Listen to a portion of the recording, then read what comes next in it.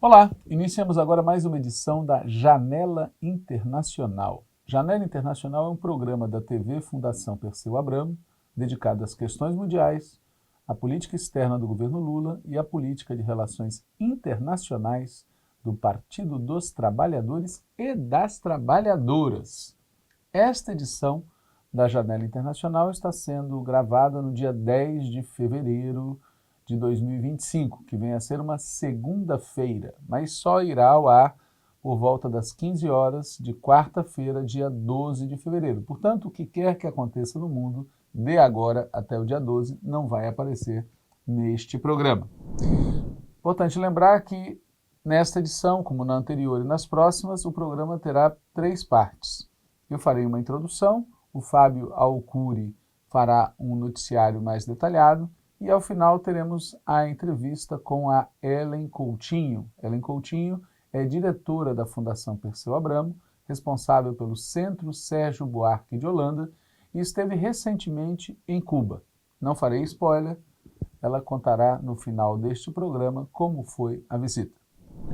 Como nós estamos gravando este programa no dia 10 de fevereiro, é importante lembrar que no dia 10 de fevereiro de 1980, há 45 anos, se reunia no Colégio Sion, em São Paulo, capital, uma plenária que fundou oficialmente o Partido dos Trabalhadores. A esse respeito, nós faremos aqui a leitura de um texto do Brasil de Fato sobre um dos que estiveram nesta Assembleia Fundacional, um dos primeiros a assinar o livro de atas, que oficialmente gerava o PT, o Apolônio de Carvalho. Por que nós vamos falar do Apolônio? Porque ele era um internacionalista convicto, como se verá a seguir. Lendo então a matéria publicada no jornal Brasil de Fato. Abre aspas. Em 9 de fevereiro de 1912, em Corumbá, Mato Grosso do Sul, nascia o revolucionário Apolônio de Carvalho. Já aos 23 anos, ele serviu como oficial de artilharia no Exército Brasileiro em Bagé, no Rio Grande do Sul, onde se aproximou da Aliança Nacional Libertadora, ANL, frente política que fazia oposição ao governo Getúlio Vargas e à Ação Integralista Brasileira. Devido à participação na intentona comunista, aqui o termo intentona é ruim de citar, né? O levante comunista, Carvalho foi preso e expulso do exército. Um ano depois, em 1937, ingressou no Partido Comunista, mas não ficou muito tempo no país, porque foi chamado para participar das Brigadas Internacionais durante a Guerra Civil Espanhola, combatendo o ditador Francisco Franco. Ao fim do conflito, em 1939, Apolônio de Carvalho, que era um militante incansável, se juntou à resistência francesa para lutar contra o nazismo de Adolf Hitler durante a Segunda Guerra Mundial. Mais uma vez, após combater regimes autoritários de extrema-direita, o comunista seguiu para outro país. Apolônio de Carvalho retornou ao Brasil quando a ditadura militar foi instaurada. Na verdade, ele volta ao Brasil ao final do governo Vargas, milita no Partido Comunista, e ele acaba entrando na clandestinidade depois do golpe de 64, que eu estou fazendo um comentário à parte em relação ao texto. Em 1969, foi preso e torturado pelo regime. Um ano depois, ele participou do sequestro do embaixador alemão no Brasil, precisando se esconder. Exilado na Argélia e posteriormente na França, retornou ao Brasil apenas com anistia em 1979. No ano seguinte, participou da fundação do Partido dos Trabalhadores, né? Diz ainda o texto do Brasil de Fato que o Apolônio morreu no dia 23 de setembro de 2005. Ele participou, portanto, de combates em pelo menos 3 países, Espanha, França e Brasil, né? E ele recebeu do Jorge Amado, na obra Subterrâneos da Liberdade, o apelido de Herói das Três Pátrias, né? E, detalhe, ele, quando faleceu, já havia conseguido a patente de general, nosso general, comunista, petista, internacionalista, né? Então, com a lembrança do Apolônio, a gente registra aqui o aniversário de 45 anos do Partido dos Trabalhadores, ocorrido nesse 10 de fevereiro, quando a gente está gravando o programa. E passamos agora ao comentário sobre alguns aspectos da situação mundial, lembrando que o Fábio Alcuri comentará outros aspectos, né? Comecemos pelo cavernícola gringo, pelo Donald Trump, pelo Pato Donald, pelo Laranjão, né? A decisão de Trump de aumentar as tarifas alfandegárias está gerando forte impacto no mundo inteiro e, inclusive, polêmicas no Congresso dos Estados Unidos.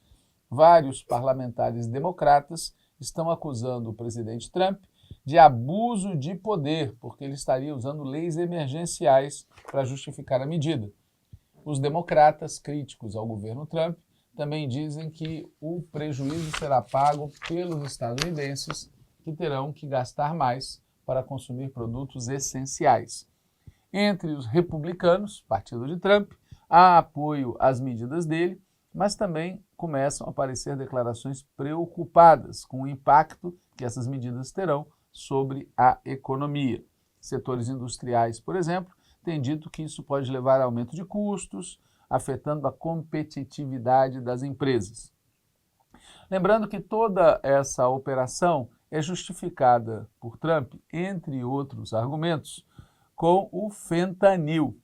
Diz ele que essa epidemia de fentanil que está ocorrendo nos Estados Unidos, com milhares de overdoses fatais, teria como causa, ou como uma de suas causas, o fluxo de produtos químicos usados na produção do fentanil e que esses produtos estariam entrando através do comércio com a China, né? Essa argumentação é similar àquela que ele adotou ao dizer que iria deportar migrantes para a prisão de Guantánamo, ou seja, estabelecendo uma simetria entre migrantes indocumentados e terroristas criminosos, né? É parte da tática midiática, propagandística, política de Trump. Não é a China a única vítima. É importante lembrar que ele também ameaçou e ou impôs tarifas contra Canadá, México, também Reino Unido e a União Europeia estão no alvo. Em vários desses casos, houve acordos, inclusive, por exemplo, no caso do México, que levaram ao adiamento da imposição de tarifas, confirmando também que a tática do Pato Donald, do Donald Trump, do Laranjão, é ameaçar para fazer um acordo em melhores condições, né?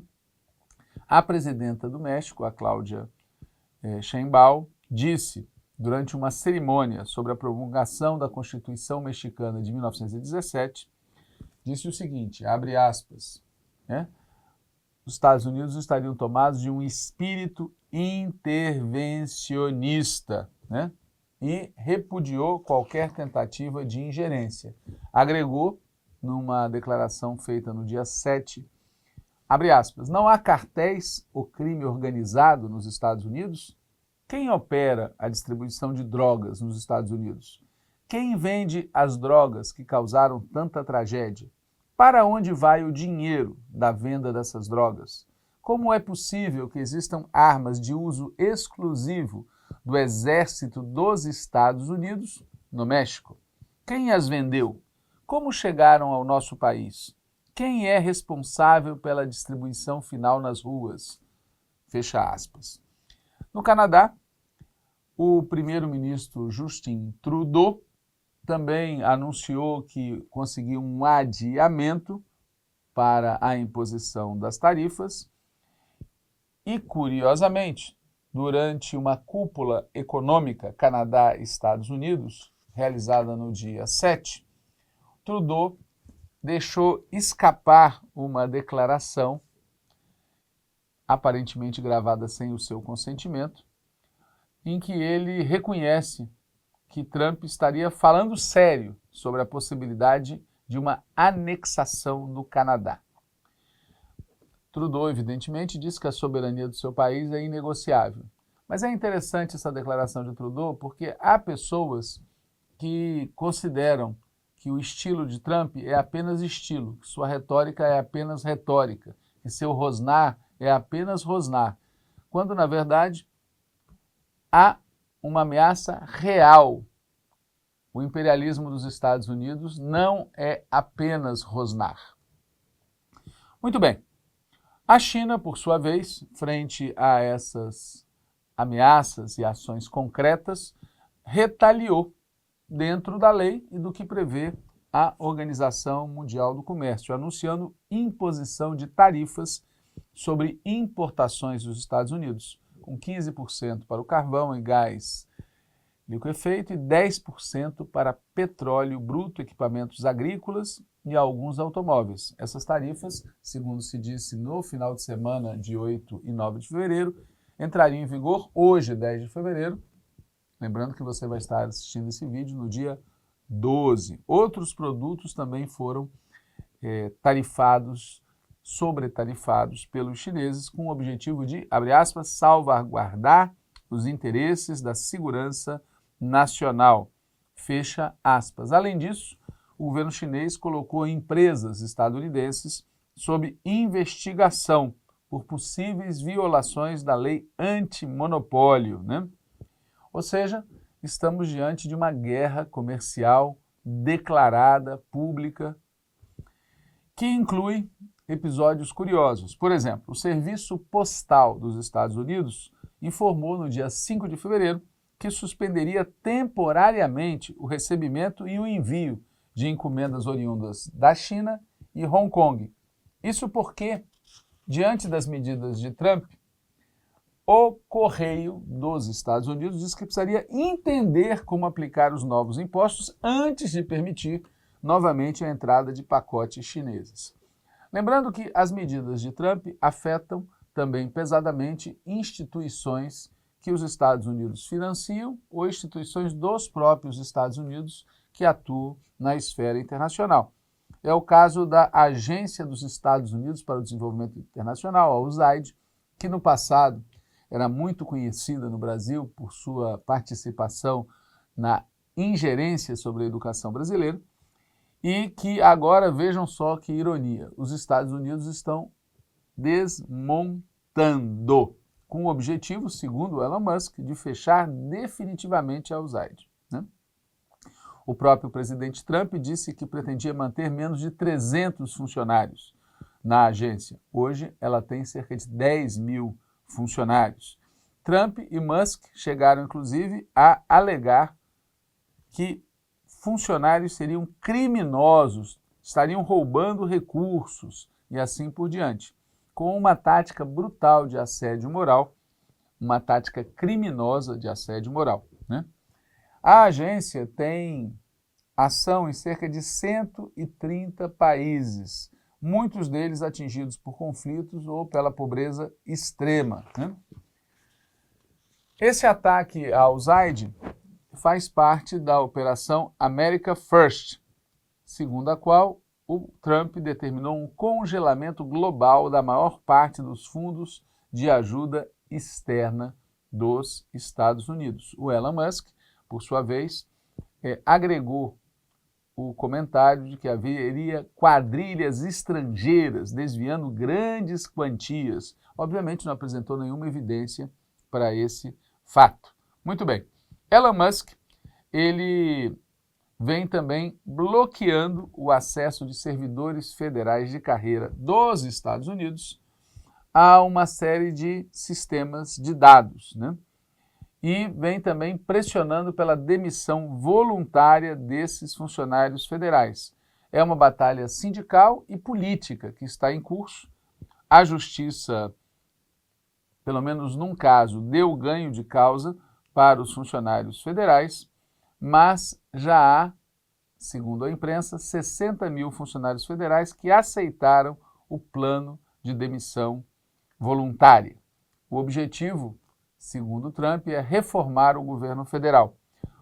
Alguma coisa parecida com o que Milei fez e segue fazendo na Argentina, né? Tem ocorrido protestos de rua em Washington, tem ocorrido mobilização sindical e mesmo jornais comunistas e marxistas-leninistas, como o The New York Times, vêm manifestando a sua preocupação com o que está acontecendo.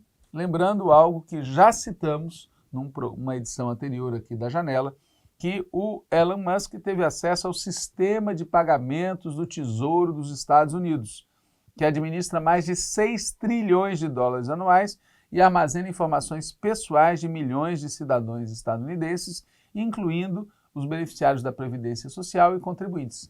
Você confiaria em Elon Musk controlando os seus dados? Ele, esse cidadão Elon Musk, está à frente do Departamento de Eficiência Governamental, que é conhecido pela sigla DOGE, né? E a sua equipe é composta, entre outros, por 6 jovens engenheiros com idades entre 19 e 25 anos, vários dos quais, nas redes sociais, se apresentam explicitamente como supremacistas brancos. Bom, o Chuck Schumer, que vem a ser um senador democrata, disse a respeito, abre aspas, bem diante dos nossos olhos, um governo sombra não eleito está assumindo o controle do governo federal. Há gente falando de colapso do Estado de Direito, de uma potencial crise constitucional, né? Já o Musk reagiu a essas críticas dizendo, abre aspas, temos que admitir, quando a mídia diz que o Doge tem os melhores engenheiros de software do mundo, isso é verdade, fecha aspas. E o Trump está apoiando o Musk e esses jovens supremacistas brancos que estão no Doge, né? Outro jornal marxista-leninista, o Washington Post, né, também publicou textos preocupados com o acesso da equipe de Musk aos dados do sistema de pagamentos do Departamento do Tesouro. Curiosamente, o Washington Post, esse jornal marxista-leninista, é do dono da Amazon, o que mostra que há conflitos também entre eles sobre quem vai controlar os seus dados, cidadão estadunidense. Muito bem.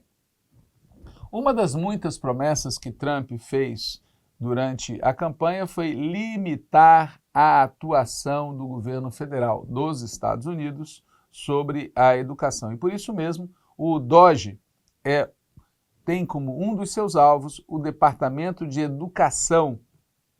A ideia é que funcionários sejam colocados em licença administrativa e, inclusive, eles trabalham na linha da extinção completa do Departamento de Educação, né? Vale lembrar também que o governo Trump anunciou a saída da OMS, da Organização Mundial da Saúde. Os Estados Unidos vinham contribuindo com cerca de 18% do financiamento total da OMS. O Trump disse que poderia voltar à OMS se o organismo fosse limpo. O que isso significa, só ele saberá dizer, né? Muito bem. O diretor da OMS, o Søren Brostrøm, manifestou a sua preocupação com a situação e vem buscando conseguir outras fontes para manter a OMS funcionando. Os Estados Unidos também se afastou do Conselho de Direitos Humanos da ONU, né? O fato é que o governo Trump está operando uma mudança na chamada ajuda externa estadunidense, né? E isso tem impacto imediato, mas também revela que esse sistema estava financiado por um financiador não confiável. Muito bem. A coisa chegou a tal ponto que o próprio secretário de Estado, Marco Rubio, começou a admitir a possibilidade de abrir exceções, uma vez que, obviamente, os cortes imediatos e brutais podem provocar efeitos danosos sobre a política externa dos Estados Unidos, né? Muito bem. Portanto, uma situação de caos, incerteza e instabilidade, comprovando a tese de muita gente, segundo a qual o principal fator de instabilidade no mundo hoje são os Estados Unidos. Bom, ainda falando sobre os Estados Unidos, no dia 4 de fevereiro, semana passada, o primeiro-ministro de Israel, Bibi Benjamin Netanyahu, viajou aos Estados Unidos e se encontrou com Donald Trump, né? Conversaram sobre os assuntos que vocês devem imaginar, entre os quais, abre aspas, a luta contra o eixo iraniano em todas as suas dimensões, fecha aspas. Trump, bonzinho, desbloqueou a entrega a Israel de bombas de 2.000 libras, o que equivale a mais ou menos 900 quilos. Esse artefato, esse tipo de artefato, a entrega desse tipo de artefato estava bloqueada temporariamente pelo governo anterior, né? E Trump também cancelou o bloqueio financeiro que havia sido estabelecido contra os colonos israelenses da Cisjordânia, que praticam violências contra os palestinos, né? Esse bloqueio também havia sido feito pelo governo anterior, que mantinha algum tipo de restrição a certos exageros. Trump removeu qualquer restrição e não vê exagero algum sendo feito em lugar nenhum, né? Ainda durante o encontro em Washington, o Bibi Netanyahu, que é um cara muito sensível, ele presenteou Trump com um pager dourado, né? Lembrem-se que Israel lançou uma operação contra o Hezbollah em setembro de 2024, utilizando pagers que explodiram, causando vítimas entre os integrantes do grupo Hezbollah, matando 37 pessoas e ferindo cerca de 3.000, a maior parte deles civis. Veja que presente mais tocante, um pager dourado. E em retribuição, Trump teria dado a Bibi uma fotografia autografada dos dois líderes. Provavelmente o Bibi colocou essa fotografia no seu gabinete e espero levará essa fotografia para a sua cela. Muito bem, o fato é que Bibi, nessa visita, declarou que haveria uma normalização das relações internacionais entre Arábia Saudita e Israel. O governo da Arábia Saudita, através do seu ministro de Relações Exteriores, disse que isso só seria possível se houvesse a criação de um Estado palestino, tendo Jerusalém Oriental como capital. No dia 5 de fevereiro, como já comentamos, o ministro das Relações Exteriores de Israel anunciou a retirada de Israel do Conselho de Direitos Humanos da ONU, na mesma trilha do que fora feito pelos Estados Unidos. Segundo o governo de Israel, o Conselho de Direitos Humanos protege abusadores e demoniza, abre aspas, a única democracia do Oriente Médio, Israel, fecha aspas, né? O governo de Israel também acusa o Conselho de Direitos Humanos da ONU de propagar o antissemitismo. Como sabemos, toda vez que o governo de Israel é criticado por sua conduta nazista, eles acusam os críticos de serem antissemitas.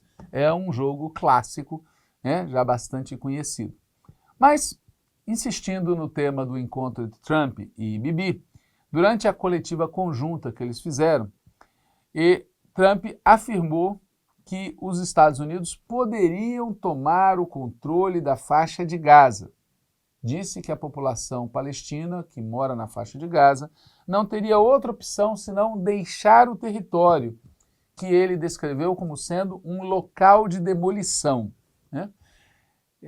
Antes disso, o Trump disse que gostaria que Egito e Jordânia recebessem os palestinos e que transformaria Gaza na Riviera do Oriente Médio.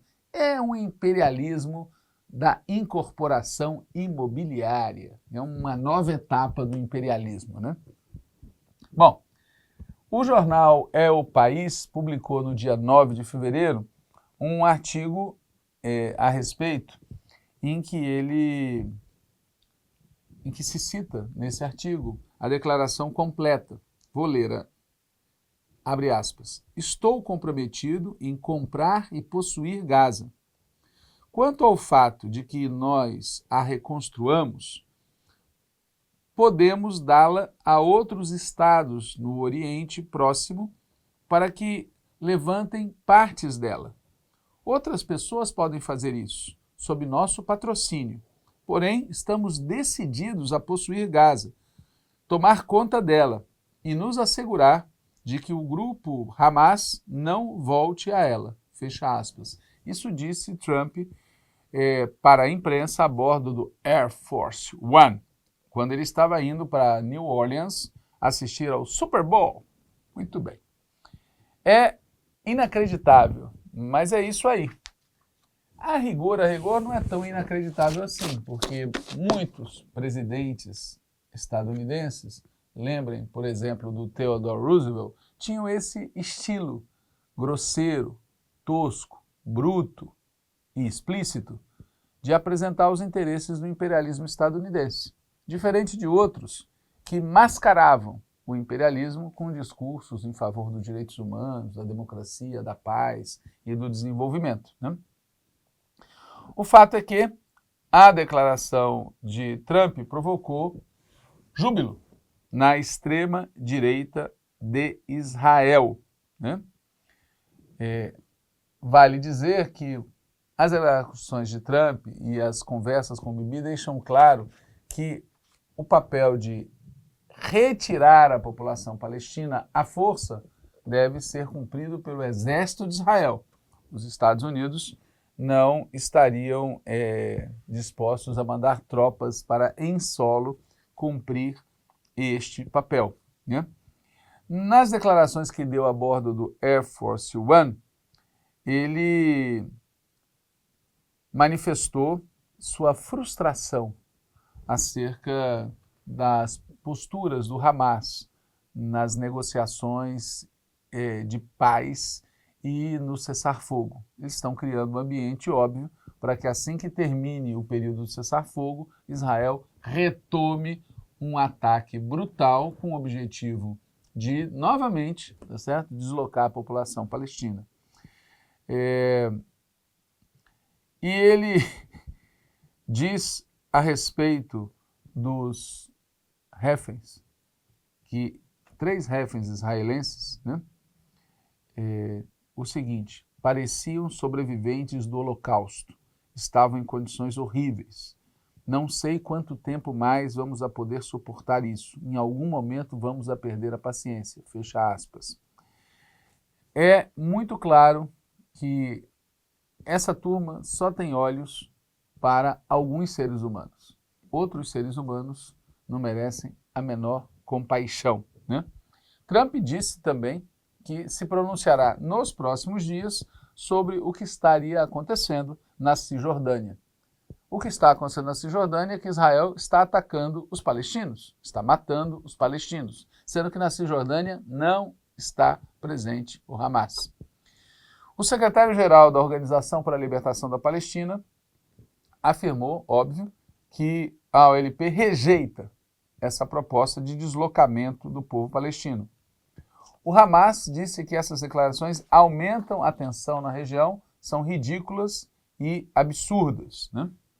O secretário-geral da ONU, Antônio Guterres, disse que o plano equivaleria a uma limpeza étnica. Repito, Antônio Guterres, secretário-geral da ONU, disse que o plano de Trump equivaleria a uma limpeza étnica e que correria o risco de tornar para sempre impossível um Estado palestino. O enviado palestino às Nações Unidas disse que, abre aspas, nossa pátria é nossa pátria. Se parte dela foi destruída na faixa de Gaza, o povo palestino escolheu retornar. Nosso país e nossa casa são a faixa de Gaza e a faixa de Gaza é parte da Palestina, né? O fato é que a atitude dos Estados Unidos e Israel torna ainda mais difícil a solução dos 2 estados, porque a solução dos 2 estados pressupõe que um deles esteja disposto a aceitar a existência do outro, e Israel não aceita a existência do Estado palestino, o que coloca um dilema político para todos aqueles que apoiam a Palestina, né? O rei Abdullah da Jordânia disse que rejeita qualquer plano de anexação das terras e deslocamento do povo palestino. O ministro das Relações Exteriores da Arábia Saudita enfatiza o apoio firme e inabalável da Arábia Saudita ao estabelecimento de um Estado palestino. E vários estados da região, Arábia Saudita, Egito, Jordânia, Emirados Árabes e Catar, assim como o secretário-geral da ONP, enviaram uma carta conjunta ao secretário de Estado dos Estados Unidos, o Marco Rubio, pedindo a resolução da questão palestina, dizendo que isso é chave para a paz regional, sendo imperativo que Israel não anexe nenhuma terra palestina. Os palestinos, diz a carta, não querem deixar suas terras. Apoiamos sua posição inequivocamente. A China também se pronunciou, declarando que se opõe à transferência forçada de pessoas de Gaza. Dentro dos Estados Unidos, uma congressista chamada Rashida Tlaib disse que a proposta de Trump é uma limpeza étnica. Um outro democrata, Jake Auchincloss, disse que a proposta é imprudente e irracional, né?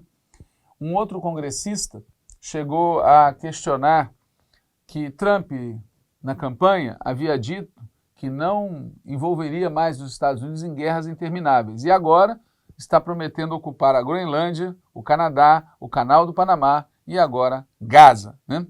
Até mesmo uma senadora republicana, a Lindsey Graham, da Carolina do Sul, disse que a proposta seria problemática, mas disse que seria também uma proposta interessante. Ou seja, a canalice, o cinismo e a hipocrisia campeiam.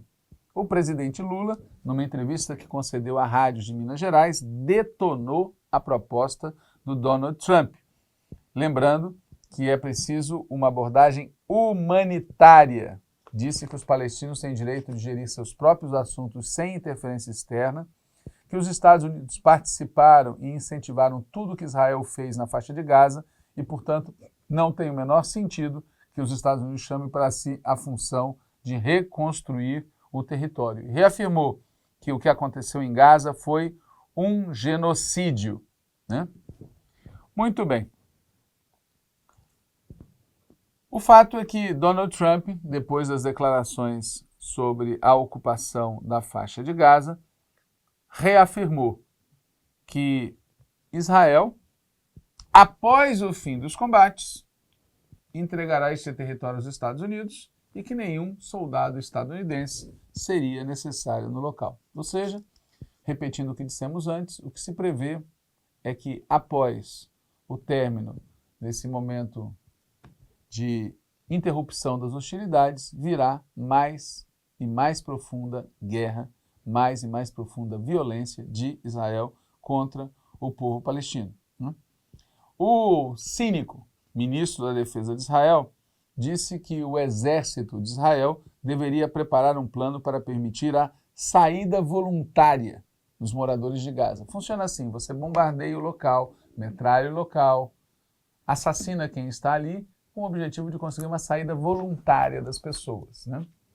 E esse mesmo cidadão postou em seu Twitter que os moradores de Gaza devem ter a liberdade de sair e emigrar, como é a norma em todo o mundo. Ou seja, o que esse canalha está dizendo é que seria o Hamas, ou sei lá quem, que estaria impedindo o povo que mora em Gaza de sair, porque as pessoas têm a liberdade de sair e de emigrar, né?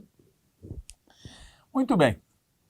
Disse também esse canalha, que vem a ser Israel Katz, ministro da Defesa de Israel, que os países que se opuseram às operações militares de Israel em Gaza deveriam acolher os palestinos, tais como Espanha, Irlanda e Noruega. Afinal, abre aspas, esses países levantaram acusações e falsas alegações contra Israel por causa de suas ações em Gaza e, portanto, são legalmente obrigados a permitir que qualquer residente de Gaza entre em seus territórios.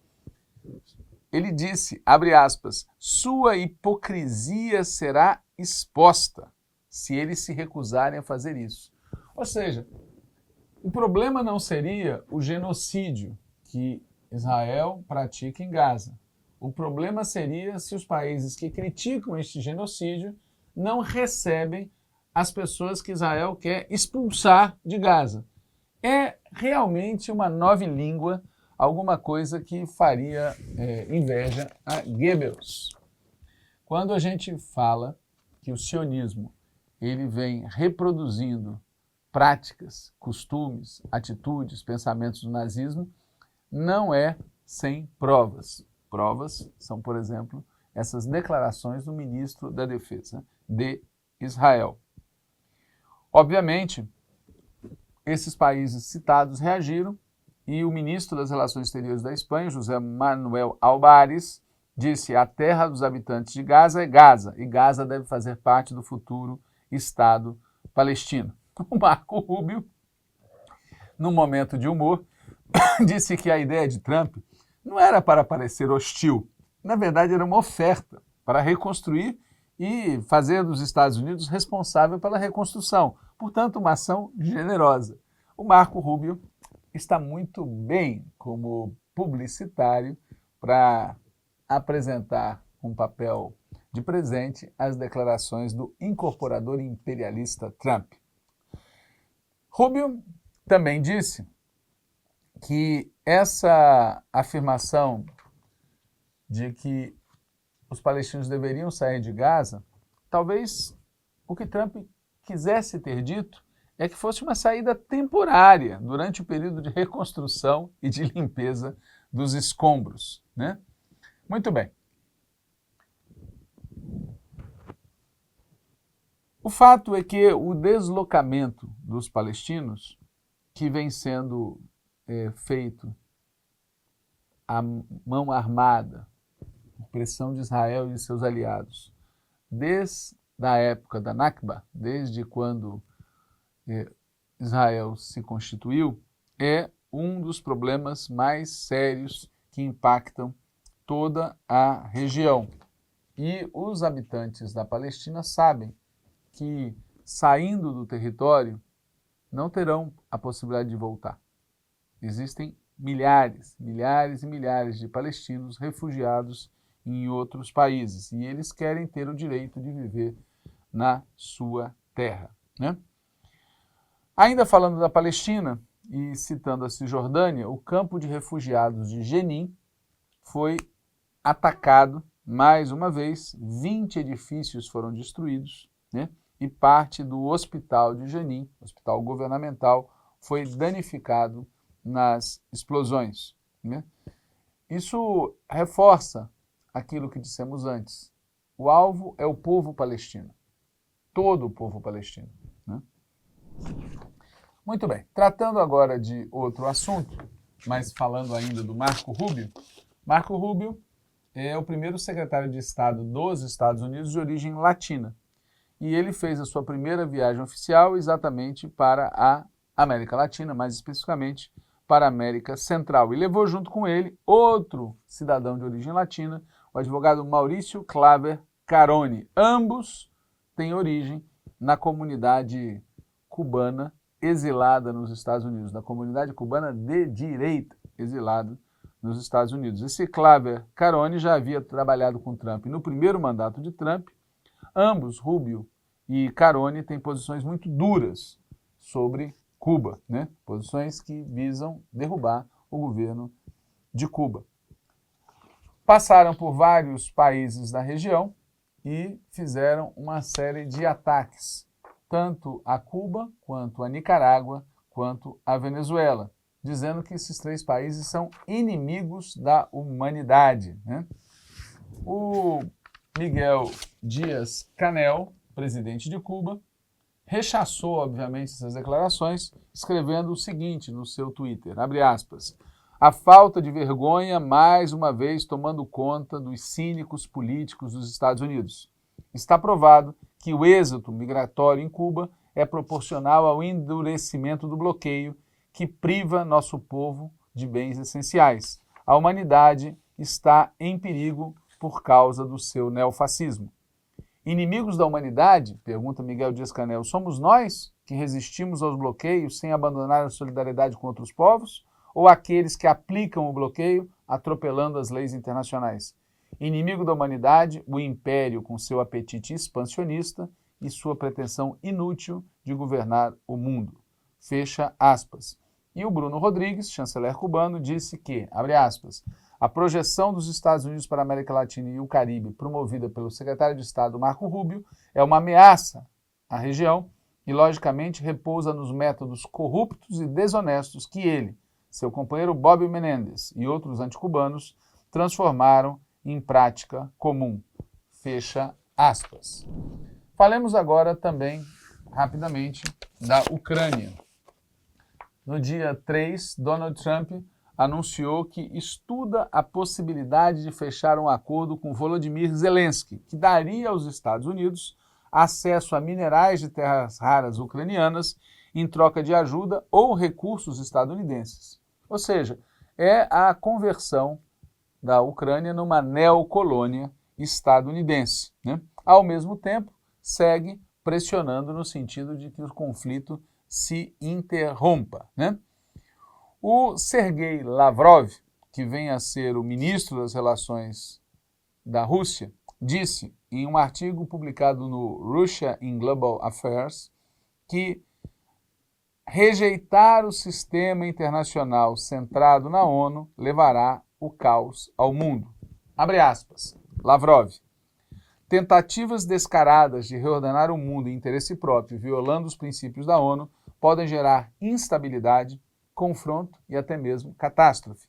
Dado o nível atual de conflito internacional, rejeitar imprudentemente o sistema Yalta-Potsdam, com a ONU e a Carta da ONU em seu cerne, inevitavelmente levará ao caos. Esse artigo do Lavrov foi publicado, na verdade, no mesmo dia que há 80 anos os líderes da União Soviética, Estados Unidos e Reino Unido abriram a Conferência de Yalta, na Crimeia, para determinar os contornos do mundo pós-guerra.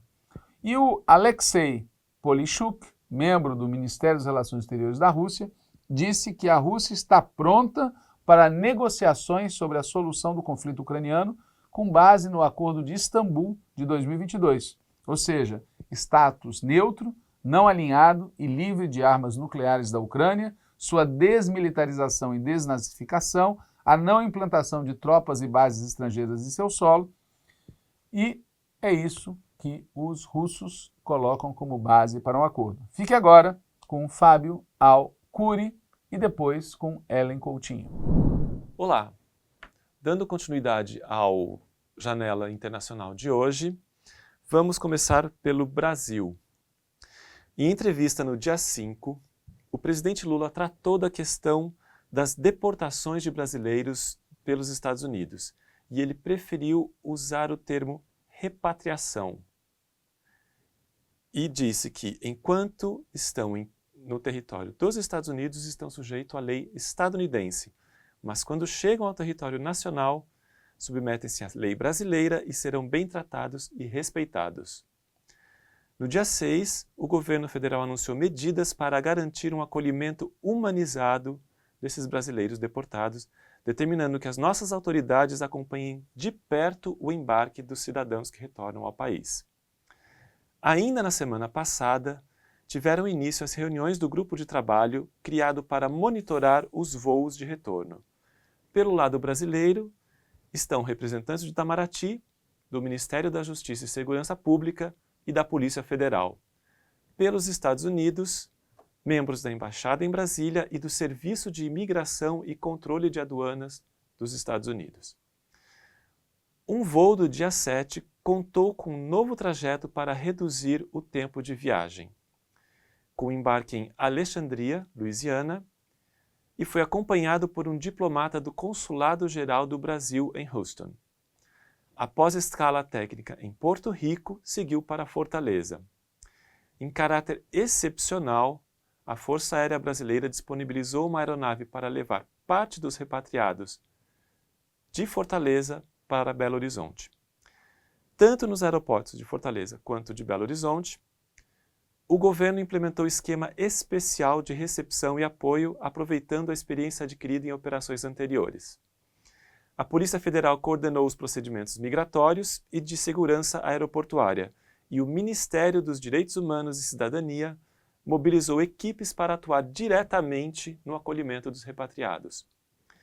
Em Fortaleza, a operação contou com a presença de uma equipe do Ministério de Direitos Humanos e Cidadania, coordenada pela secretária executiva Janine Mello.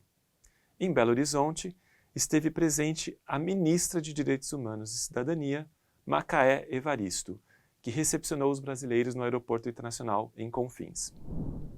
Um projeto de lei apresentado pelo deputado Murilo Galdino, que é do Republicanos da Paraíba, no dia 6, busca autorizar o governo federal a reagir imediatamente a qualquer sanção contra exportações brasileiras diante das ameaças tarifárias do governo Trump. E agiliza a aplicação de medidas de reciprocidade e contornando as limitações da legislação brasileira. Atualmente, o Brasil é obrigado a recorrer à Organização Mundial do Comércio. Mas o processo pode levar anos e o deputado alerta que essa demora pode causar prejuízos irreparáveis à nossa indústria, agricultura e economia como um todo. O projeto modifica a Lei 14.353 de 2022 para que o governo possa retaliar imediatamente na hipótese de sobretaxas abusivas, especialmente em caso de decisão unilateral dos Estados Unidos. Vamos para a Argentina. Javier Milei, presidente da Argentina, pretende aprofundar o ajuste e a destruição do Estado iniciadas com sua gestão. Ele anunciou que assinará um decreto semelhante ao 70/2023 para continuar eliminando agências e dependências estatais. O objetivo é ir contra 50 agências estatais, fechar cerca de 60%, transformar outras e fundir outras. O responsável pelo texto é o ministro da Desregulamentação, Federico Sturzenegger, e a publicação ocorrerá quando o decreto número 70 for alcançado. As organizações que serão eliminadas ainda não estão definidas, mas Milei explicou que usará a metodologia de Elon Musk nos Estados Unidos. Pedir para cada agência fazer um resumo do que está usando e, uma vez definido isto, revogar todo o resto. Milei também seguirá Trump e anunciou a retirada do país da Organização Mundial da Saúde, sob o argumento de soberania sanitária. Segundo um porta-voz da presidência argentina, declarou no dia 5. Suas palavras: "Nós, argentinos, não permitiremos que uma organização internacional interfira em nossa soberania, muito menos na nossa saúde." Ainda segundo ele, a Argentina terá mais flexibilidade para implementar políticas adaptadas aos interesses do país e a saída não representará uma perda de recursos, pois a Argentina não recebe financiamento da OMS, mas sim deixará de gastar com esse órgão. A Argentina é integrante do Conselho Executivo da organização, por causa de suas políticas públicas na área de saúde e histórica participação nesse organismo.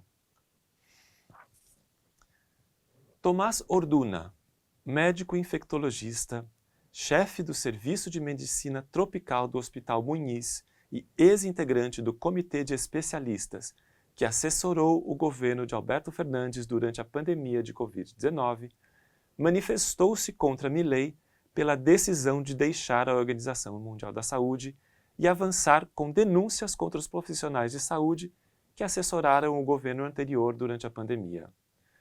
Orduna disse que os ataques a ele e seus colegas seriam uma espécie de vingança oculta e garantiu que sempre houve muita gente que ficou com muito ódio por tudo o que aconteceu, os terraplanistas, aqueles que queimaram máscaras faciais. Disse que por trás desse revanchismo há questões ideológicas e não políticas de saúde, acrescentando: "E como muitas pessoas dizem, acho que é uma cópia barata e servil do governo Trump." Infelizmente, no momento terrível que estávamos vivendo, Trump venceu. Indo da Argentina para El Salvador, o presidente Nayib Bukele ofereceu seu país para abrigar parte da população carcerária dos Estados Unidos durante a visita de Estado do secretário de Estado Marco Rubio, que classificou essa oferta como sem precedentes e destacou que se aplicaria inclusive a cidadãos estadunidenses e aqueles com residência. Bukele disse que a tarifa cobrada para os Estados Unidos seria modesta, mas significativa para seu país e permitiria financiar todo o sistema penitenciário. Não está claro se a contrapartida dos Estados Unidos seria somente econômica ou haveria um acordo mais amplo. Uma possível contrapartida seria um tratamento mais favorável para os salvadorenhos nos Estados Unidos. O acordo pressupõe o respaldo dos Estados Unidos às controvérsias políticas de segurança pública de Bukele nos últimos anos para combater gangues e o crime no seu país. Esta oferta vem no momento em que o governo salvadorenho enfrenta fortes críticas e acusações de violações de direitos humanos, prisões arbitrárias e condições carcerárias desumanas. Organizações de direitos humanos alegam torturas e mortes sob custódia do governo. O país possui a maior prisão da América Latina. Vamos agora para o Equador. Ontem, 9 de fevereiro, foram eleições gerais no país, cujas pesquisas davam, inicialmente, vitória para o presidente. Daniel Noboa e outras apontavam empate com a segunda colocada, Luisa Gonçalves. Do partido de Rafael Correa, o ex-presidente, os últimos resultados, com 92% dos votos apurados, deram 44,31% para Noboa e 43,83% para Luisa Gonçalves, indicando que haverá segundo turno. De acordo com o Código Eleitoral, em caso de obter 50% mais um dos votos, ou 40% e um mínimo de 10 pontos, já haveria vitória para o primeiro colocado. Como não aconteceu isso, se estipula um segundo turno para o dia 13 de abril. Segundo ainda os votos apurados, por enquanto, o partido de Luisa Gonçalves, que é a Revolução Cidadã, conseguiu obter uma maioria na Assembleia Nacional, o Congresso equatoriano, com mais de 60 assentos. Esse resultado ainda não é final. O presidente do Equador, que concorre à reeleição, Daniel Noboa, anunciou no dia 3 a militarização dos portos e fronteiras do país, justificando a medida como prevenção de desestabilização por parte de grupos armados durante as eleições de ontem, 9 de fevereiro. Essa medida ficaria em vigor entre 8 e 10 de fevereiro. No mesmo dia, anunciou tarifas de 27% sobre os produtos mexicanos. Desde o governo mexicano de Andrés Manuel López Obrador, os dois países negociavam um acordo comercial que facilitaria a entrada do Equador na Aliança do Pacífico, um bloco comercial formado por Chile, Colômbia, México e Peru, do qual o Equador é apenas observador. As conversas com López Obrador foram suspensas após a invasão da embaixada mexicana em Quito por policiais equatorianos para prender o ex-vice-presidente equatoriano Jorge Glass, que estava refugiado nessa embaixada. Essa invasão desrespeitou a inviolabilidade das embaixadas de acordo com a lei internacional. Vamos para Guatemala. Durante a visita de Marco Rubio pela América Central, ele esteve no dia 4 de fevereiro na Guatemala e conversou com o presidente Bernardo Arévalo, que disse que seu país receberá 40% mais voos de deportação dos Estados Unidos, incluindo deportados guatemaltecos e de outras nacionalidades. Em uma coletiva de imprensa, ao lado de Arévalo, Rubio disse que os Estados Unidos também apoiarão a Guatemala no processo para enviar pessoas de outras nacionalidades à sua terra natal. Os detalhes do aumento de voos serão discutidos em grupos de trabalho a serem estabelecidos, mas Arévalo disse que a presença de criminosos não foi discutida depois que El Salvador se ofereceu para abrigar em suas prisões criminosos perigosos de qualquer lugar do mundo deportados pelos Estados Unidos. Ainda sob a administração Biden, a Guatemala já recebia cerca de 14 voos de deportação por semana, de acordo com a agência de notícia Reuters. Somente em 2024, foram cerca de 66 mil guatemaltecos deportados, mais do que qualquer ano durante a primeira presidência de Trump de 2017 a 2021. Da Guatemala para o Panamá, onde Rubio também esteve com o presidente Raul José Molino, movimentos populares panamenhos divulgaram uma carta no dia 3 de fevereiro com fortes críticas à postura submissa do seu presidente perante Donald Trump.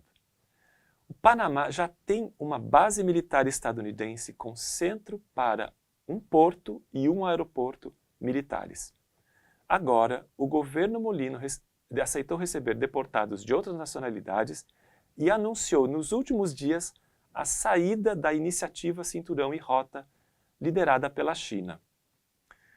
Ricalter Vázquez, administrador da Autoridade do Canal do Panamá, prometeu otimizar a passagem dos navios de guerra estadunidenses, o que pode comprometer a neutralidade do canal e seguir os interesses militares dos Estados Unidos.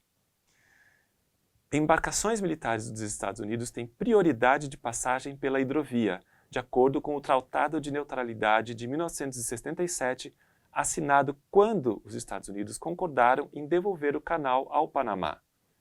Mas todos os navios, independentemente da origem, destino ou bandeira, devem pagar pedágios que variam dependendo do tamanho e do tipo da embarcação.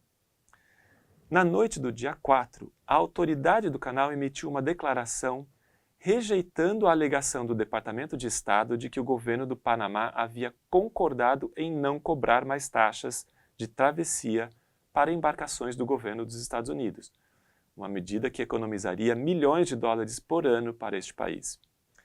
E no dia 6, o presidente Molino disse que os Estados Unidos estavam espalhando mentiras e falsidades, depois do Departamento de Estado alegar que embarcações do governo dos Estados Unidos seriam capazes de passar pelo canal sem pagar. Trump acusa o país de cobrar taxas excessivas para usar sua passagem comercial, uma das mais movimentadas do mundo. Enquanto isso, o secretário de Estado, Marco Rubio, classificou como absurdo que a Marinha dos Estados Unidos tenha que pagar taxas para transitar pelo canal que é obrigada a proteger sob o Tratado Estados Unidos-Panamá. Ainda no dia 6, Molino disse que o Panamá havia apresentado formalmente um documento para sair da iniciativa Cinturão e Rota, mas negou que a decisão tivesse sido tomada a pedido dos Estados Unidos, acrescentando que estava levando tempo para avaliar o relacionamento do Panamá com a China e o que era melhor para a sua nação. Anteriormente, o presidente panamenho havia manifestado no dia 2 que não renovaria o acordo, o que estava previsto para acontecer em 2026. A decisão anunciada agora antecipa e oficializa a saída em alguns meses.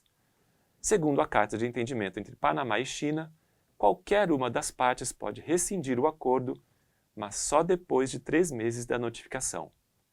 Em 2017, o Panamá foi o primeiro país latino-americano a aderir ao programa Cinturão e Rota.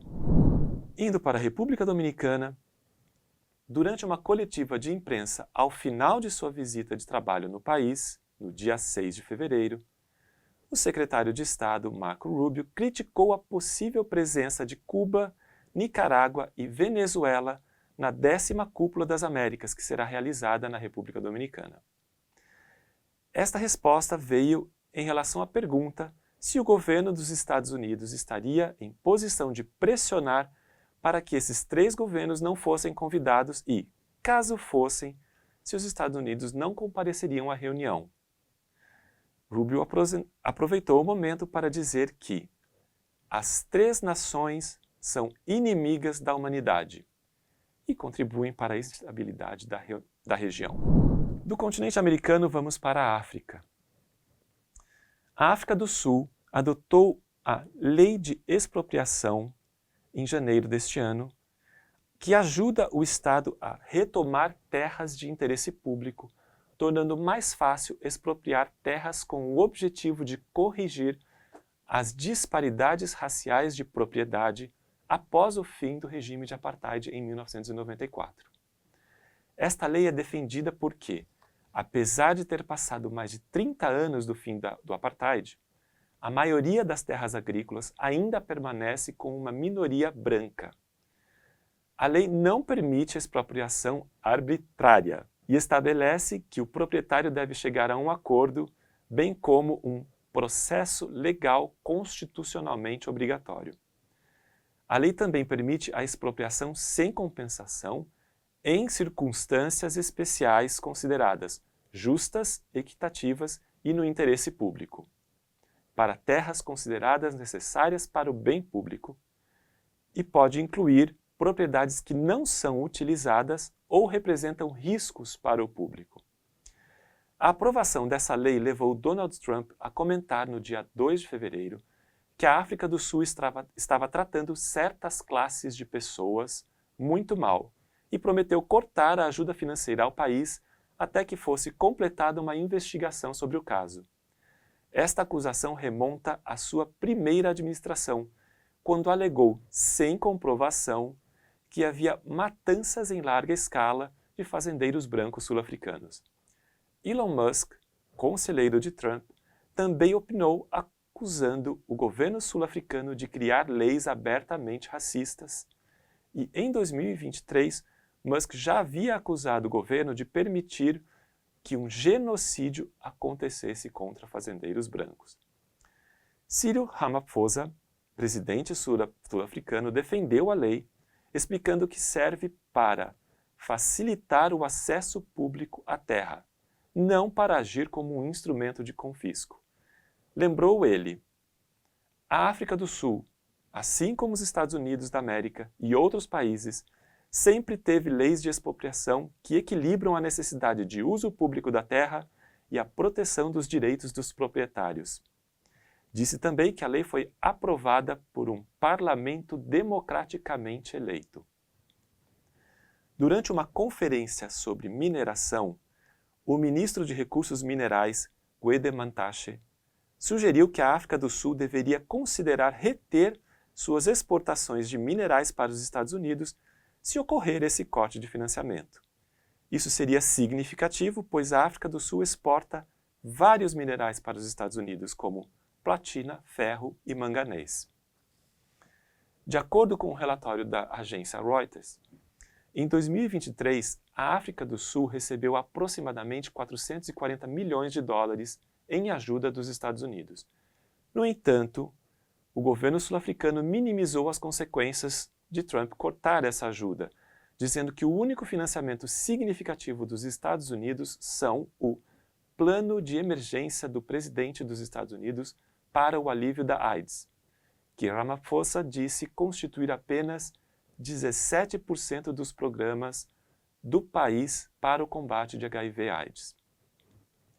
Por trás deste movimento de Trump e Musk está o AfriForum, um grupo de direita que representa os interesses de brancos sul-africanos e fez lobby junto a Trump e o Congresso dos Estados Unidos, alegando que os direitos de propriedade estão ameaçados após a aprovação do ato de expropriação. Por anos, este grupo buscou persistentemente o apoio da direita estadunidense, promovendo a narrativa de que proprietários de terras brancos enfrentam leis raciais injustas que podem levar ao confisco de propriedades e que há uma campanha generalizada e politicamente motivada contra fazendeiros brancos. Esta narrativa alimentou mitos que surgiram nas mídias sociais nos últimos anos sobre um suposto genocídio branco na África do Sul, repetidamente refutados. Para pesquisadores e acadêmicos, os ataques e roubos em fazendas não são politicamente motivados, mas parte de um problema maior e mais amplo de crimes violentos no país, que é um dos mais perigosos e desiguais do mundo, e que incidentes violentos não se limitam a propriedades de brancos. Por conta das declarações de Trump, o AfriForum anunciou planos para pressionar o governo dos Estados Unidos a fim de impor sanções contra políticos do Congresso Nacional Africano, o partido do presidente Ramaphosa, esclarecendo que os demais residentes sul-africanos não deveriam arcar com as consequências. A expropriação de terras na África do Sul, particularmente de negros e nativos, foi uma característica central da história do país, profundamente entrelaçada com o regime de apartheid e os anos anteriores de colonialismo. Uma lei fundamental, a Natives Land Act, ou Lei da Terra dos Nativos, de 1913, restringiu o acesso de negros sul-africanos à compra ou aluguel de terras na designada África do Sul branca, resultando na remoção forçada das populações nativas. Em oposição a isto, a Carta da Liberdade, documento fundamental elaborado durante a luta anti-apartheid e base para a atual Constituição, estabelece que a terra deve pertencer a todos os que vivem nela. Porém, após 30 anos desde o fim do apartheid, a desigualdade de terras continua grande, com a maioria da população negra ainda em pior situação. O tema tem sido debatido na África do Sul desde o advento da democracia em 1994, com discussões sobre reforma agrária se tornando cada vez mais relevantes. De acordo com o último censo de 2017, os brancos sul-africanos representam pouco mais de 7% da população, mas possuem mais de 70% de todas as terras agrícolas privadas do país. Indo para a vizinha da África do Sul, a Namíbia. Neste dia 8 de fevereiro, faleceu Samuel Daniel Shafishuna, conhecido por Sam Nujoma, um ativista revolucionário, anti-apartheid e político que serviu 3 mandatos como presidente da Namíbia de 1990 a 2005. Nujoma foi membro fundador e primeiro presidente da Organização do Povo da África do Sudoeste, a SWAPO, em 1960. Desempenhou um papel importante como líder nesse movimento na luta pela independência da Namíbia, do domínio sul-africano e o regime de apartheid. No Senegal, em dezembro, o presidente Bassirou Diomaye Faye anunciou planos para uma nova agência governamental para renomear ruas e praças públicas para homenagear senegaleses. Faye chegou ao poder em abril de 2024, prometendo fortalecer a identidade senegalesa e diminuir os laços com a França, inclusive substituindo o francês como língua oficial do país. Agora, a nova agência não apenas renomeará ruas, mas também reescreverá os livros didáticos do Senegal.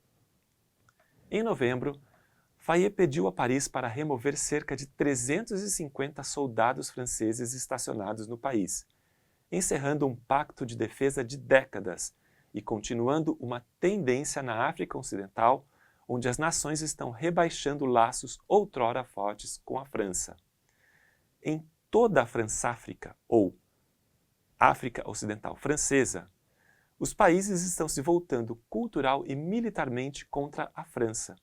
Muitos governos e cidadãos detestam a interferência política real e percebida da França em seus países, vendo-a como um Estado paternalista pelo envolvimento em suas economias em setores como mineração e petróleo. Empresas francesas como a gigante do petróleo Total estão profundamente entrelaçadas no cenário empresarial. O franco CFA, uma moeda comum usada por antigas colônias francesas na África Ocidental e Central, tem sido um ponto de controvérsia.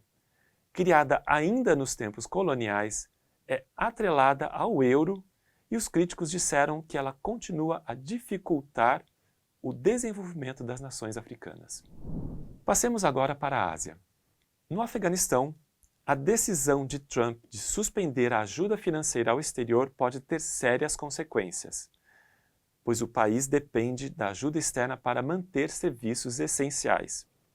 Os Estados Unidos ainda são o maior doador do Afeganistão, tendo enviado mais de 21 bilhões de dólares em assistência desde que se retirou do país e o Talibã assumiu o controle, sob o argumento de que os fundos eram para o povo afegão, com salvaguardas para que o Talibã tivesse acesso direto a eles. Porém, indiretamente, o grupo se beneficia da ajuda, que permite a estabilização da moeda local e diminui o risco de inflação. O fim dessa ajuda pode atrapalhar o equilíbrio entre as forças internas do país. Até o momento, Trump não se pronunciou especificamente sobre o Afeganistão, mas durante uma coletiva de imprensa com o primeiro-ministro Benjamin Netanyahu em 4 de fevereiro, uma jornalista afegã perguntou quais eram seus planos para o país e recebeu como resposta que ele não conseguia entender seu sotaque. Não ficou claro se realmente não entendeu a pergunta ou se estava simplesmente se esquivando. Na Coreia do Sul, o governo apresentou um projeto de lei para aumentar a jornada semanal de trabalho, esperando que seja votada até o final de fevereiro. O projeto autoriza uma jornada de trabalho que ultrapasse as atuais 52 horas semanais para empresas do setor de semicondutores. Executivos da Samsung, cujo negócio principal é a produção desses semicondutores, pediram ao governo implementar essa reforma após uma queda nos resultados de 2024. Segundo a empresa, a ideia é garantir um ganho de produtividade para permanecer competitiva em relação aos rivais chineses e taiwaneses. O projeto foi criticado por sindicatos e funcionários da Samsung. Para os funcionários, os maus resultados da empresa são por conta da má gestão, não das poucas horas de trabalho. A SK Hynix, outra gigante coreana do setor, registrou faturamento recorde no mesmo ano, respeitando o horário legal de trabalho. É conhecido o poder que as grandes corporações familiares sul-coreanas, como Samsung e LG, têm grande poder sobre o mundo político do país. Na Índia, os protestos contra o tratamento dispensado pelos Estados Unidos a deportados finalmente chegaram. No dia 5, um avião militar dos Estados Unidos transportando imigrantes indocumentados pousou na cidade sagrada Sikh de Amritsar, no estado de Punjab, parte de uma agenda de deportação em massa definida por Trump. Membros da oposição interromperam uma sessão do parlamento indiano enquanto questionavam o governo do primeiro-ministro Narendra Modi sobre sua resposta aos supostos maltratos de 104 cidadãos enquanto eram deportados dos Estados Unidos. No dia 6, os procedimentos nas câmaras baixa e alta do parlamento foram adiados enquanto os legisladores gritavam slogans e pediam ao governo Modi que abordasse o processo de deportação. Em um aviso ao secretário-geral da Câmara Baixa do parlamento, o deputado oposicionista Gaurav Gogoi, do Partido do Congresso, descreveu o processo de deportação como degradante, acrescentando que levanta sérias preocupações sobre sua dignidade e direitos humanos. A deportação ocorreu uma semana antes de Trump se encontrar com Modi em Washington. A migração também deve ser tema da conversa entre os dois. E no Irã, em um discurso pelo aniversário da Revolução Islâmica no dia 7, o Ayatollah Ali Khamenei disse que é inútil negociar com os Estados Unidos. Lembrou que, em 2015, o Irã participou de negociações com os Estados Unidos, vários países europeus, Rússia e China, que duraram cerca de 2 anos e resultaram em um acordo com os Estados Unidos desempenhando um papel de liderança. Ao final, os Estados Unidos não cumpriram sua parte, destacando que o atual governo do país é liderado pela mesma pessoa que anteriormente quebrou o acordo, Donald Trump. Um porta-voz do Ministério de Relações Exteriores condenou as novas sanções anunciadas um dia antes pelos Estados Unidos e Trump prometeu zerar as exportações de petróleo cru pelo Irã, como parte de parar a ambição iraniana por um programa nuclear. Estas novas medidas têm como alvo empresas, navios e indivíduos iranianos afiliados a empresas já sancionadas pelos Estados Unidos. Os indivíduos e petroleiros afetados ajudam a enviar milhões de barris de petróleo bruto iraniano para a China anualmente. E no Líbano, os Estados Unidos exigiram neste dia 7 que o Hezbollah não fizesse parte do novo governo. Após se encontrar com o presidente libanês Joseph Aoun, Morgan Ortagus, enviada especial dos Estados Unidos para o Oriente Médio, disse que o Hezbollah havia sido derrotado militarmente e os Estados Unidos estabeleceram uma linha vermelha sobre seu contínuo papel no governo. A presença de Ortagus no Líbano coincide com o momento em que o país trata da formação de seu novo governo, após Nawaf Salam assumir como primeiro-ministro. Mohamed Rad, líder do bloco do Hezbollah no parlamento, respondeu que este comentário representa uma flagrante interferência nos assuntos internos do Líbano. Nabi Berri, presidente do parlamento libanês, ligado ao movimento xiita Amal, fez um pedido a Ortagus para pressionar o governo de Israel a cumprir o acordo de cessar-fogo com o Líbano, lembrando-a de que seu país faz parte do comitê que supervisiona a implementação do acordo. Ele fez referência também à necessidade de implementar a Resolução 1701 da ONU, em especial a retirada das forças israelenses do sul do Líbano. Ainda no mesmo dia, Salam coincidiu com Berri ao reiterar a necessidade de Israel se retirar do Líbano antes da data estabelecida de 18 de fevereiro. E no dia 8, foi anunciada finalmente a formação de um novo gabinete que agora deve redigir uma declaração política, ou um esboço geral da abordagem e das prioridades do próximo governo, que precisará de um voto de confiança do parlamento do Líbano para ser totalmente chancelado. E na Síria, o retorno de refugiados é considerado um elemento chave para os laços crescentes entre Síria e Turquia, esta última membro da OTAN, que está emergindo como mediadora capaz de exercer influência econômica e diplomática. O presidente de transição da Síria, Ahmed al-Shara, visitou Ankara no dia 4 de fevereiro e discutiram uma rápida expansão dos laços econômicos. A presença de quase 3 milhões de sírios na Turquia também se tornou uma questão política sensível. Muitos enfrentam crises de sentimento anti-imigrante que os fazem se sentirem indesejados, e alguns correram para a fronteira logo depois que os rebeldes forçaram a saída de Assad. No entanto, a maioria dos refugiados que estava inicialmente animada com esse retorno, logo perdeu o entusiasmo, com reclamações como a falta de educação e serviços de saúde e um país destruído por 13 anos de conflito. Para eles, a Turquia oferece estabilidade e oportunidades. Em vista disso, o ministro do Interior turco, Ali Yerilkaya, anunciou no final de 2024 um projeto para permitir que os migrantes planejem melhor seu retorno para casa, dando direito aos chefes de família sírias a possibilidade de visitar seu país 3 vezes entre janeiro e junho deste ano. Durante uma visita à Turquia na semana passada, o alto comissário da ONU para refugiados, Filippo Grandi, expressou apoio à resposta para refugiados da Turquia e aos retornos voluntários. Elogiou a política de visitas de reconhecimento, dizendo que eram uma prática recomendada, pois permite que os refugiados avaliem as condições por si próprios e podem abrir caminho para retornos sustentáveis à Síria. A ascensão de um grupo islâmico ao poder na Síria trouxe perguntas sobre como será o novo sistema educacional do país. Sob Assad, alunos tinham uma educação laica, mas aprendiam sobre o nacionalismo sírio, que glorificava o regime. Agora, esta matéria foi eliminada como parte das mudanças anunciadas em janeiro pelo Ministério da Educação.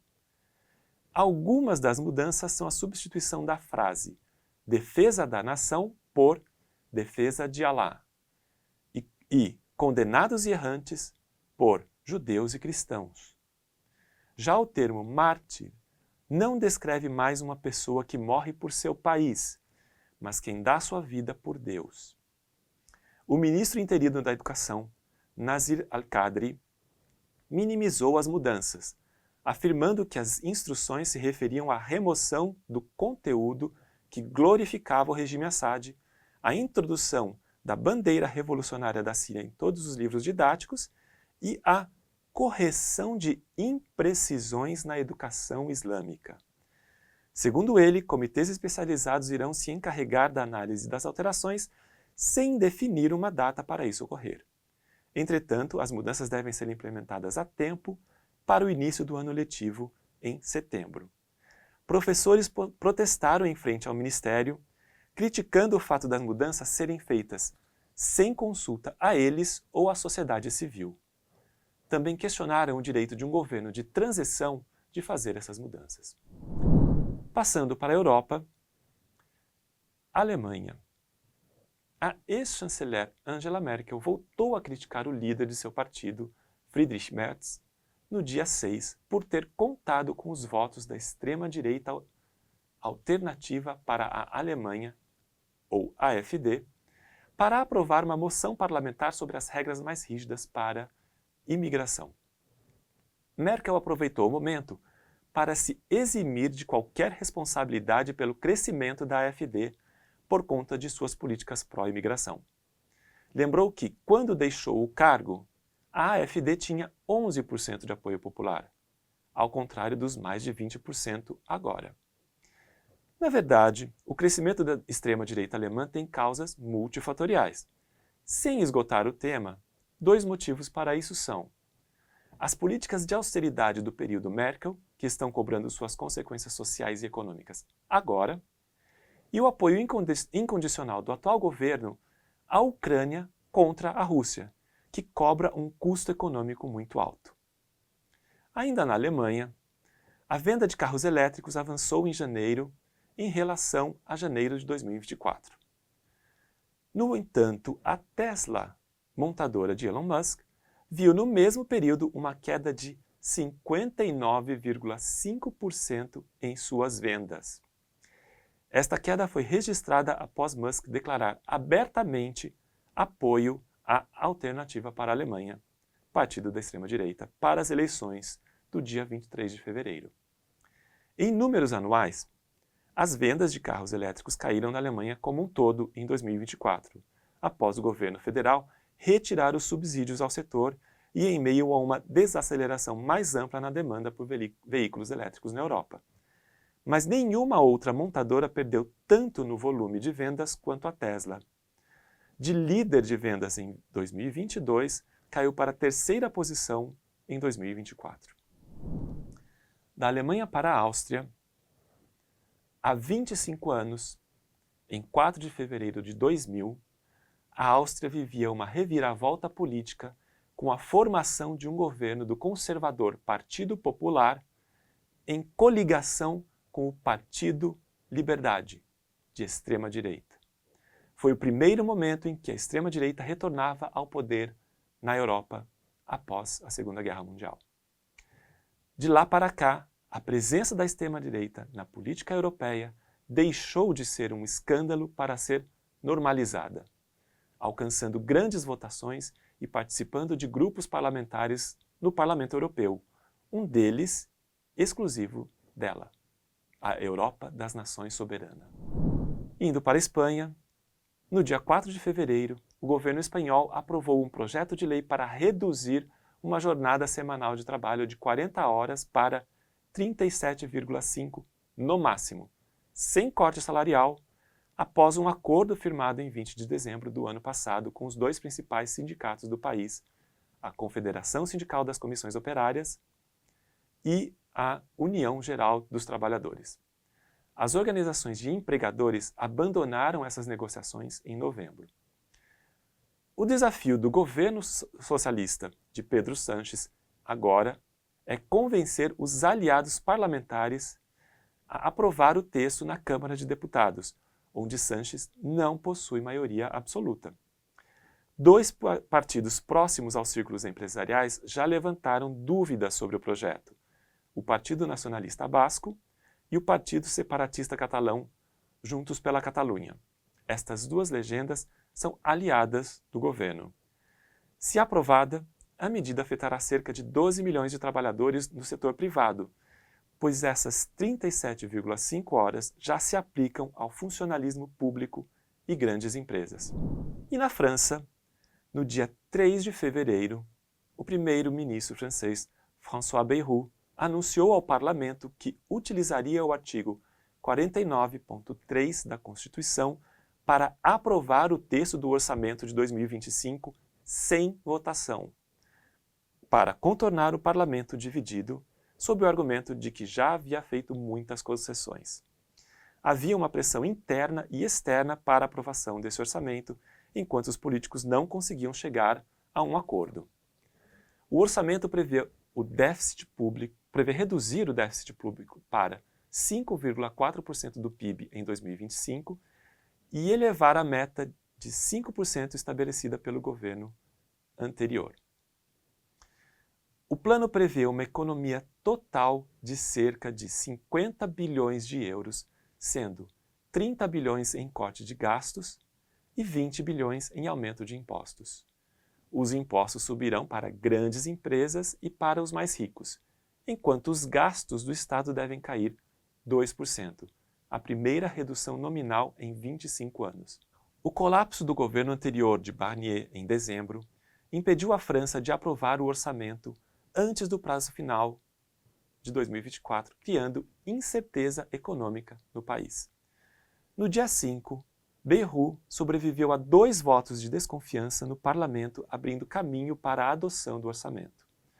Estes votos foram solicitados pela extrema-esquerda, mas estavam fadados ao fracasso depois que a Reunião Nacional de extrema-direita e os socialistas de centro-esquerda não deram seu apoio. No total, 128 legisladores votaram a favor da primeira moção e 122 a favor da segunda, bem aquém dos 289 votos necessários. As 2 moções de desconfiança foram apresentadas depois que o primeiro-ministro invocou os poderes constitucionais para forçar a aprovação do orçamento deste ano.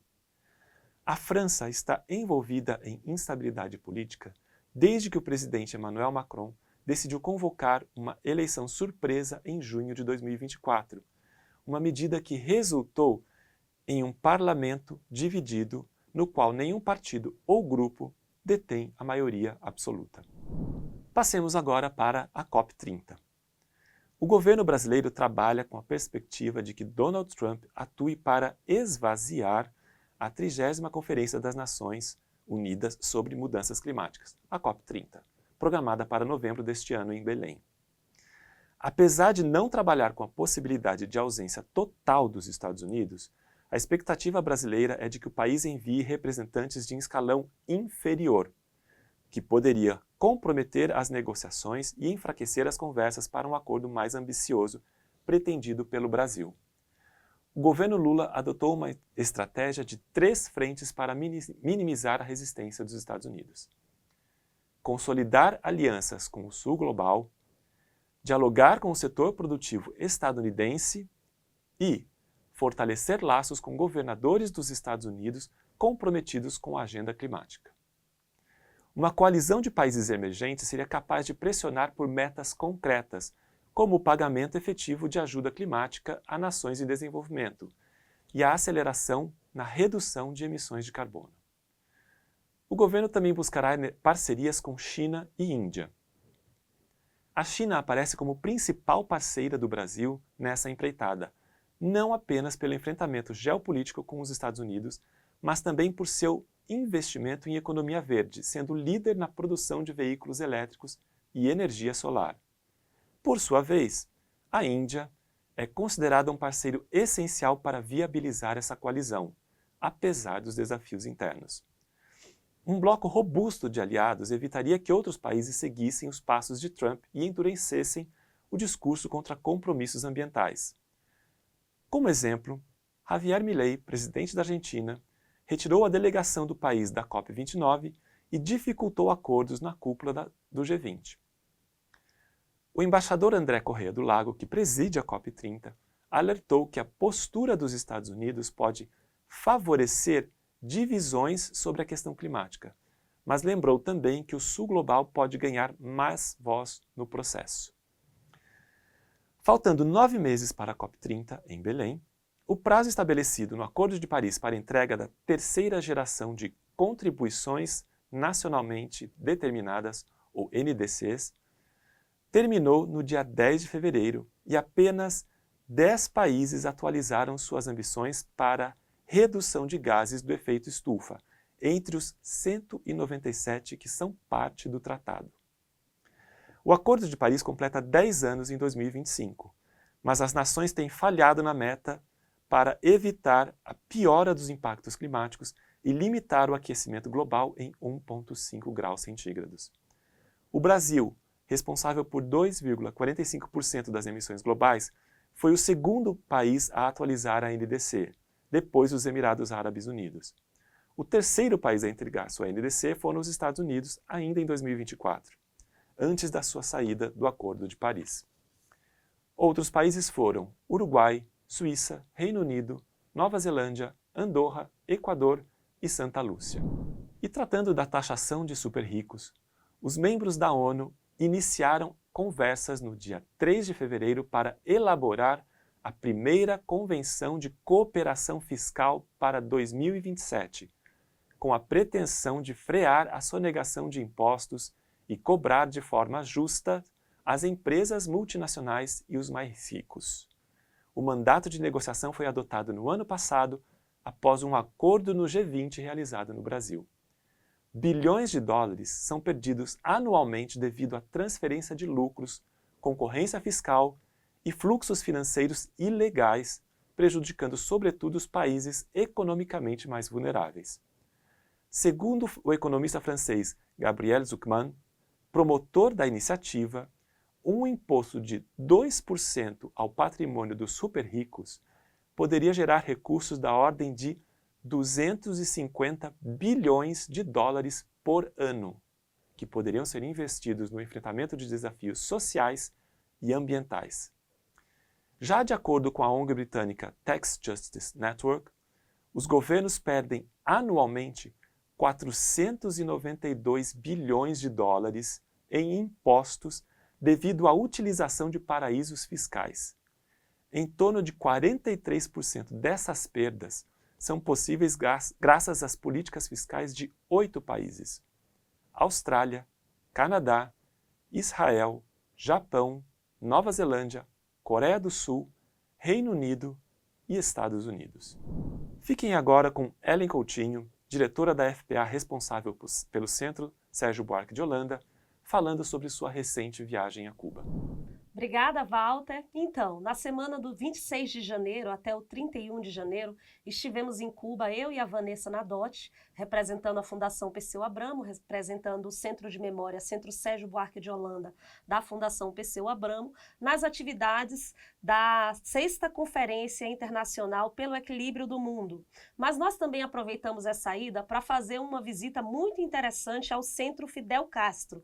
Fizemos essa visita no dia 26 de janeiro e fomos recebidas pelo Elier Ramírez Canhedo, que é subdiretor do Centro Fidel Castro. O Centro Fidel é um ambiente muito interessante, uma casa de 2 andares do século XIX, em uma área bem grande.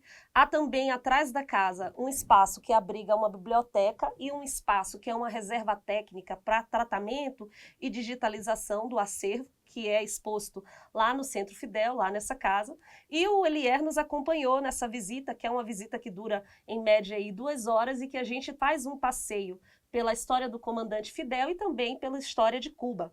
Quando a gente entra na casa, a primeira sala, o primeiro ambiente que a gente encontra é um ambiente onde tem em exposição medalhas, prêmios, títulos recebidos por Fidel. Há também um corredor bem grande com citações do Fidel, com citações do José Martí e outras salas nesse ambiente ainda que abrigam uma linha do tempo da vida do Fidel, objetos pessoais, as guaiabeiras usadas por Fidel, tem uma guaiabeira lá da década de 50 usada por Fidel. Há também uma sala muito interessante, muito expositiva, uma sala de vídeo, onde a gente pode ouvir os discursos do Fidel Castro ao longo de sua vida. Então esse foi um momento bem bacana também, essa sala de vídeo. Em um outro espaço, a gente pode visitar e ver fatos que rememoram a solidariedade de Cuba com o mundo e a solidariedade do mundo com Cuba, né? Então, a gente consegue, por meio de uma mesa tecnológica, digital, a gente consegue, por meio dessa mesa, observar fatos da relação de Cuba com diversos países, da relação de Fidel com diversos países. Nessa hora, eu pude ver a relação do Fidel e de Cuba com o Brasil e aproveitei para ver também um programa, que é um programa muito conhecido nosso, que é o Mais Médicos. Então a gente conseguia acessar os dados dos Mais Médicos ali nesse Centro Fidel Castro. Foi um momento muito interessante. Depois a gente visita um outro pavimento que comporta uma sala que tem a história da Revolução, uma réplica do barco Gama e também uma sala onde a gente tem uma linha do tempo de Cuba antes da Revolução, mostrando toda a tragédia, todo o dano que eram causados pelos americanos na ilha e também que a gente consegue ver Cuba depois da Revolução, com fatos históricos, com, enfim, diversas regiões da ilha ali, com fatos sobre as regiões e sobre coisas que aconteceram no pós-revolução. Então, essa visita ao Centro Fidel Castro é uma visita muito interessante, é um passeio aí pela história de Cuba, pela história do comandante Fidel. Tem um mini cinema também dentro dessa casa, dentro desse centro. Tem um mini cinema onde a gente consegue assistir um filme sobre a história da Revolução e ao final também a gente passa por uma sala que ela é bem emocionante, que é uma sala que tem outros depoimentos falando sobre a importância do Fidel. Aí já não é um depoimento do Fidel, né? É um depoimento de outras pessoas falando sobre a importância do Fidel, que é muito amado pelos cubanos e cubanas. É uma coisa bem marcante dessa visita. Do lado de fora, a gente também viu uma exposição de um Jeep e o Elier falou para a gente que eles estão para receber também um outro carro que foi do Fidel, que é um carro histórico, que vai ficar também lá em exposição. Então é um centro muito grande, é um centro que quem vai a Cuba, quem vai a Havana, se puder visitar, é uma visita que você sai com um sentimento de muita referência na luta socialista, na luta do Fidel Castro. É também uma coisa muito interessante que foi contada para a gente lá, que em Cuba existe uma lei, por vontade do Fidel Castro, um desejo expresso dele, de que nada fosse nomeado em homenagem a ele, nem prédio, nem praça, enfim, nenhum local nomeado em homenagem ao Fidel. Então há uma lei que proíbe esse tipo de homenagem e o único lugar que se chama Fidel Castro em Cuba é o Centro Fidel Castro, que guarda aí essa memória importante e que traz a gente a refletir sobre essa luta por liberdade, sobre essa luta por soberania que é tão forte, tão pulsante em Cuba, e a também refletir sobre o nosso papel nessa luta pelo fim do bloqueio econômico, né? E por falar em fim do bloqueio econômico, no dia 26 nós fizemos essa visita, e em seguida, no dia 28, começou a Conferência pela Paz, pelo Equilíbrio do Mundo, pelo diálogo entre as civilizações, para o bem de todos. Então, foi uma conferência muito interessante, diversas autoridades estavam presentes. O presidente Miguel Díaz-Canel estava lá na abertura também, ele não fala na abertura. A abertura é muito bonita, muito simbólica, com as crianças cubanas tocando diversas músicas. Depois as crianças descem, vêm numa plateia de 800 pessoas para abraçar as pessoas, para cumprimentar quem estava lá presente, agradecer a presença das pessoas que estavam ali no público. Tinham cerca de 800 pessoas presentes, de 98 países. Foi dito lá que essa é uma curva ascendente, então tem crescido a participação nas conferências. E a conferência contou com uma fala do Frei Beto, e foi uma fala muito bonita. O Frei Beto é uma personalidade brasileira muito reconhecida em Cuba, muito amiga, muito solidária a Cuba. E o Frei Beto diz algo que para mim foi muito marcante. Ele diz que não é possível buscar a paz com equilíbrio de armas. E é verdade, nós não podemos ter paz num mundo em que se equilibra pelo poder bélico, né? Então foi uma coisa muito bacana essa fala do Frei Beto. A tônica da conferência foi uma tônica muito de solidariedade internacional, da construção de um outro modelo econômico, de um outro modelo de paz, né, de cultura de paz, e também uma tônica de muito apoio à causa palestina, de muita solidariedade pela causa palestina. O presidente Miguel Dias-Canel, ele não faz uma fala na abertura, a fala dele é a fala final da conferência, né? Então ele faz uma fala no encerramento da conferência, mas ele participa de um painel, que foi o painel que se chamou Guerra e Dominação versus Resistência e Solidariedade, e aí ele faz uma fala nesse painel, uma fala muito simbólica e muito importante sobre a Palestina, falando sobre como hoje o que acontece na Palestina e a resistência palestina é o principal exemplo de resistência que há no mundo. Então, foi uma fala muito simbólica, muito importante, na minha opinião. Diversas outras falavam do papel de Cuba na resistência, do papel de Cuba no enfrentamento ao bloqueio econômico, da necessidade de condenar o bloqueio econômico que os Estados Unidos exercem ali sobre a ilha e que deteriora, que degrada a vida da população na ilha. Então, quando o presidente de Cuba passa para a Palestina como principal exemplo de resistência hoje na humanidade, foi algo muito simbólico. Então, isso era uma presença muito forte. Brasileiros nessa delegação, nós éramos mais de 100. Vários brasileiros de várias partes do nosso país e brasileiras estiveram presentes lá na conferência. Eram mais de 100 pessoas. Isso eu fiquei sabendo na hora que encerrou o evento, que nós fomos buscar os certificados de participação, e na hora de entregar o certificado as pessoas falavam para a gente, a maioria dos certificados são de brasileiros e brasileiras que estão aqui, e a gente via que existe da nossa parte de fato um sentimento de solidariedade das pessoas de esquerda e dos socialistas, das socialistas do Brasil com relação a Cuba. Então foi de fato um evento assim que traz muitas reflexões, inclusive sobre essa coisa do bloqueio econômico, que é preciso que haja um maior engajamento das pessoas no mundo, na condenação desse bloqueio injusto que há com Cuba e que é muito prejudicial à vida das pessoas na ilha. Vou fazer um parêntese. Na segunda-feira, no dia 27, o evento ainda não tinha começado, mas houve uma caminhada, que era a Caminhada de las Tochas, que era uma caminhada em homenagem a José Martí, pelo aniversário de José Martí, e eu fui procurando essa caminhada. As ruas de Cuba, elas não têm uma iluminação como a gente tem aqui no Brasil, porque por conta do bloqueio econômico, eles têm muita dificuldade com manter essa coisa da energia, da iluminação, mas foi uma caminhada assim que eu estava completamente segura. Eu nunca me senti no Brasil tão segura quanto eu me senti em caminhar nas ruas à noite em Cuba. Enfim, as pessoas muito solícitas, e eu encontrei a caminhada, acompanhei, ela era muito grande, tinham muitos jovens, enfim, das 20 mil pessoas que disseram que tinham lá, e eu imagino que tenha sido isso mesmo, porque eu vi, de fato, era uma caminhada muito grande. A maioria esmagadora eram pessoas muito jovens. Então foi um evento muito bonito, as pessoas carregando suas tochas com palavras de ordem em homenagem a José Martí, em homenagem a Fidel Castro, em homenagem à luta pelo socialismo. Enfim, foi um momento muito emblemático.